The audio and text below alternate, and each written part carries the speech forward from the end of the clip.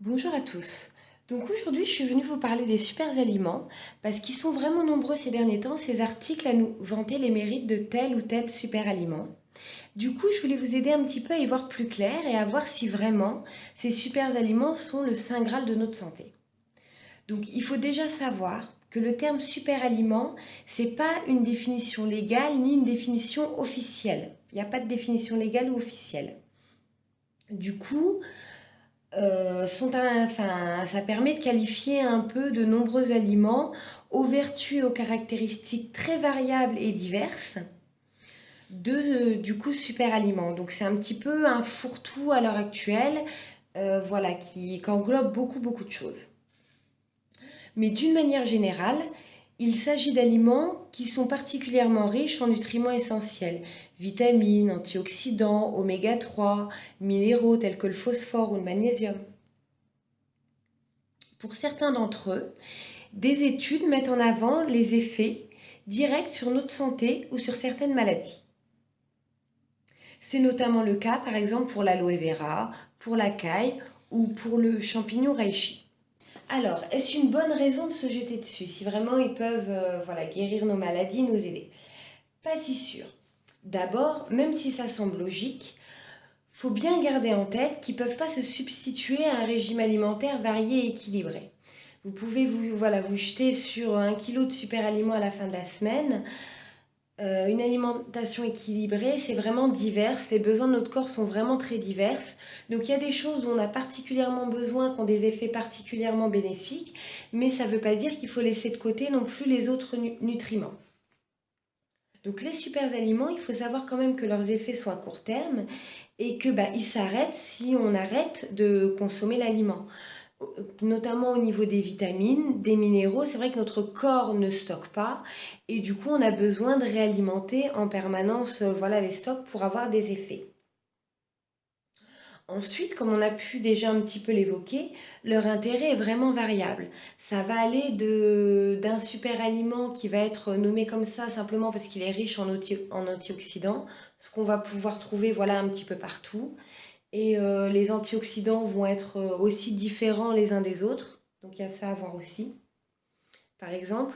Donc c'est assez variable voilà, au niveau de l'intérêt.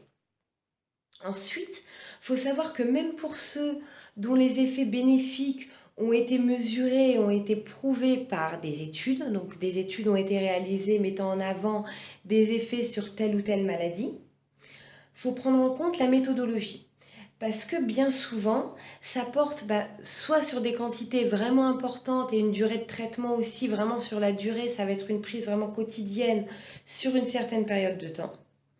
Parfois, c'est même voilà, le nutriment intéressant qui va être extrait du fruit, et donc pas le fruit qui va être consommé tel quel, mais vraiment le nutriment qui va être extrait pour une certaine quantité pour être mis en avant voilà, par rapport à l'étude.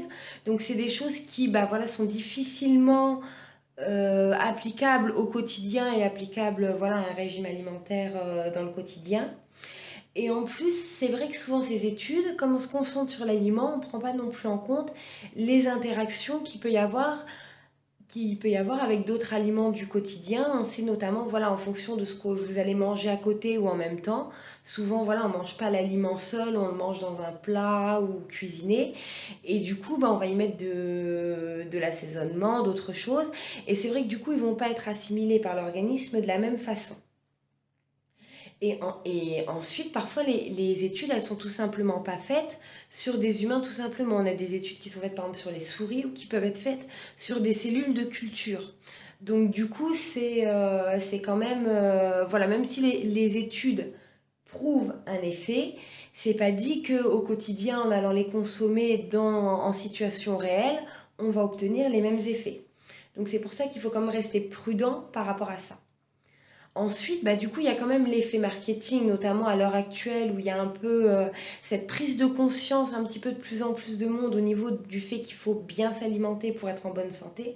Du coup, il y a vraiment l'argument marketing qui fait que souvent, le prix va avec aussi et que c'est des produits qui sont souvent vendus à un prix assez important par rapport aux aliments classiques. Une autre chose qu'il faut prendre en compte, c'est l'aspect un petit peu écologique parce que c'est des produits qui aussi souvent viennent de loin. Donc du coup, bah, notamment par rapport à cet aspect prix et le fait qu'ils viennent de loin, on peut citer notamment les baies de goji qui ne poussent pas sous nos latitudes. Donc ça veut dire que bah, notamment au niveau pollution, pour les faire venir jusqu'à nous, au niveau aussi bah, qualité nutritionnelle, parce que voilà, une fois qu'ils ont voyagé, les conditions de stockage, etc., on n'est pas sûr de retrouver les mêmes qualités nutritionnelles à l'arrivée. Donc c'est vrai que voilà, c'est une chose qu'il faut prendre en compte. Et aussi, on peut se poser la question des répercussions sur l'équilibre alimentaire des populations. Parce que bah, par cet effet d'offre et de demande, quand un super aliment est à la mode en Occident, bah, du coup la demande est plus importante, les prix montent et c'est des produits qui peuvent être des produits qui du coup vont devenir inaccessibles aux populations locales qui avaient l'habitude de les consommer. Donc c'est aussi une question voilà, qu'on peut se poser par rapport à ça. Pour conclure, je dirais qu'il ne faut pas leur fermer la porte parce qu'il y en a qui sont notamment, qui peuvent notamment être très intéressants. Je pense notamment par exemple à l'aloe vera.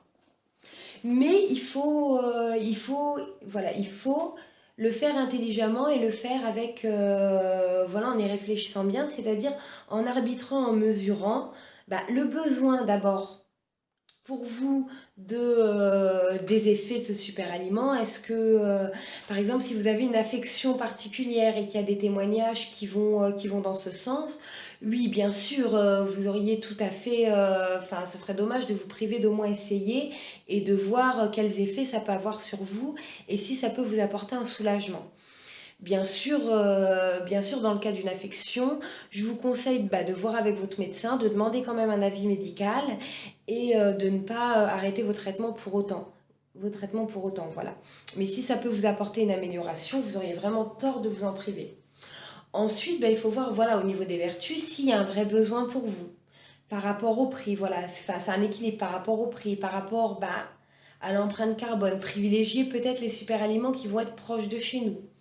Et après, il y a aussi le fait des super aliments comme la sirupuline, qui est une algue, qui sont bah, très peu consommés en fait dans notre alimentation à l'heure actuelle et qui du coup bah, peuvent être intéressants et peuvent bah, mériter qu'on se penche dessus parce que notamment par rapport voilà, au mode de production, des choses comme ça peut être aussi des alternatives intéressantes. Et puis, je dirais qu'avant tout, c'est bah, de vous faire plaisir aussi, de ne pas vous forcer à manger quelque chose qui vous rebute, que vous ne savez pas cuisiner, uniquement pour des vertus. Enfin, c'est quand même dommage, c'est une question d'équilibre et de... Voilà, comme tout, tout est dans l'équilibre. Donc j'espère que j'ai réussi à vous permettre d'y voir un petit peu plus clair sur ce terme de super aliment. Et puis, j'espère vous retrouver très vite. À bientôt, au revoir.